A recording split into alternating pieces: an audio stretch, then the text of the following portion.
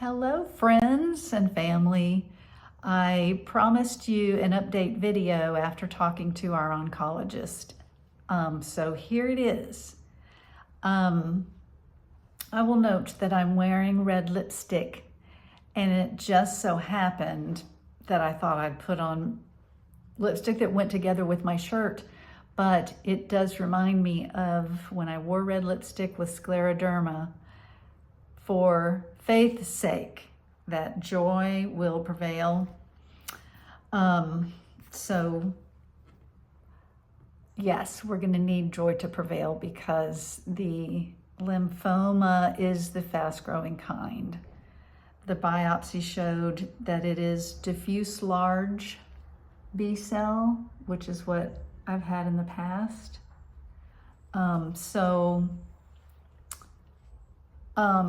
It was not a shock, but it still shocked my system. And Craig's too.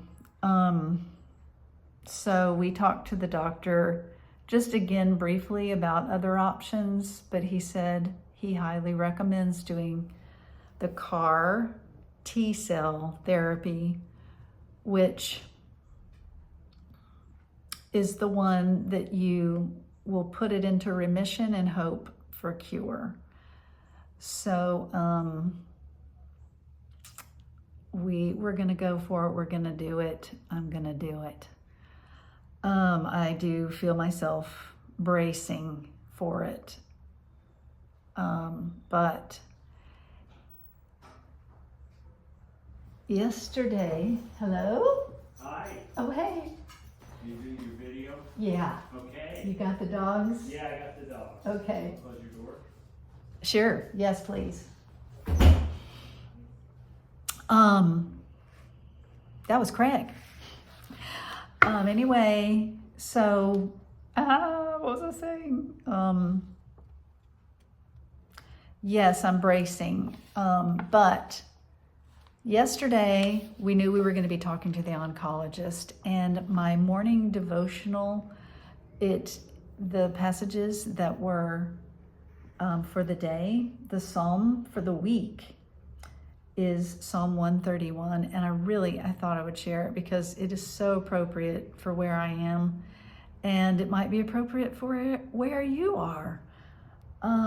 So it says, "My heart is not proud, Lord.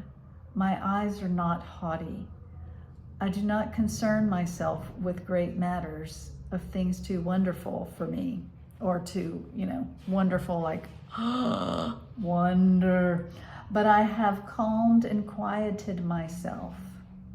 I am like a weaned child with its mother. Like a weaned child, I am content. Israel, put your hope in the Lord, both now and forevermore." That one, and then the passage for the day was Isaiah 49 through 11, and verse 11 is this one. If you've never heard it, it's unbelievable about God toward his children. And if you have, you're going to love it anyway. "He tends his flock like a shepherd. He gathers the lambs in his arms and carries them close to his heart. He gently leads those that have young." So there's just so much care, tenderness, and authority in that. The shepherd has to have a big measure of authority in taking care of his flock and carrying them. So all day yesterday, as we waited to talk to the doctor, I kept thinking about that. And then when we heard the news, which was not the news we had hoped for, which was that it was a slow-growing cancer, I really leaned hard into it and felt God helping me. I felt like it was all from God. It's not just, oh, this is handy to have good words. It's from God himself saying, I'm going to be with you. I am carrying you. Don't disturb yourself with thoughts too far ahead, or thoughts that are way beyond what you can even know about cancer. Just rest. So like a breastfeeding baby gets all agitated when near its mom, but a weaned child is restful, able to be restful. And so that's kind of the metaphor. So that is kind of how God has been helping us. And I want to end, after I give you some other information, with an encouragement that my niece Tina sent. But first of all, I want to give you a very, very sketchy timeline. If you were walking with us through my transplant, you know that it was always changing. So, but right now, the very first thing that is happening right now is that MD Anderson is in touch with my insurance company. And it takes about a week to 2 weeks to get everything laid out so that I'm good to go. Then it'll take about 1 to 2 weeks to get me scheduled and over to Houston for collection of my T cells. And I'll also have some chemo that will help take care of this lump on my neck that they want to have as little cancer for the T cells to fight as possible, because that will help mitigate side effects. Then I will come home for 3 weeks while they kind of re-engineer and manufacture more T cells. They manufacture more and re-engineer them all. And that should take 3 weeks. And then that's when I get hospitalized. So that would be hospitalization in about 5 to 9 weeks.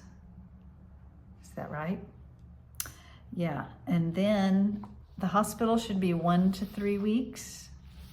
And then after I get out, I stay in Houston nearby for 30 days.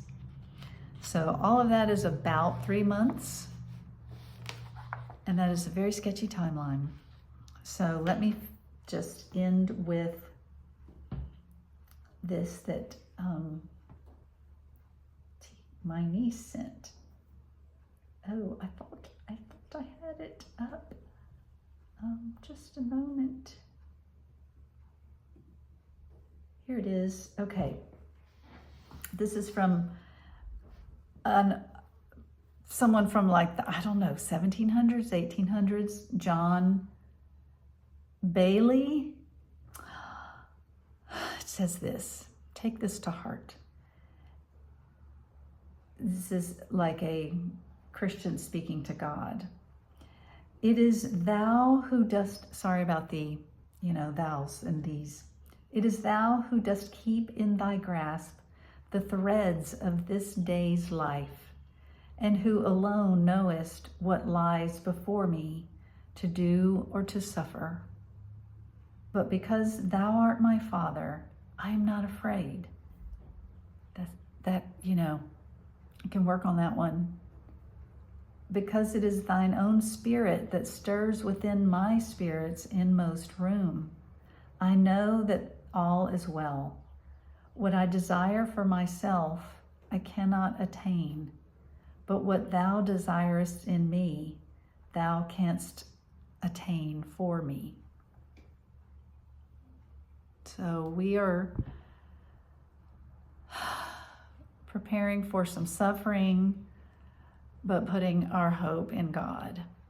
I love you all and so appreciate your prayers, appreciate your caring, appreciate you walking with us, and I hope you feel that we are doing the same with you. Talk to you soon. Bye-bye.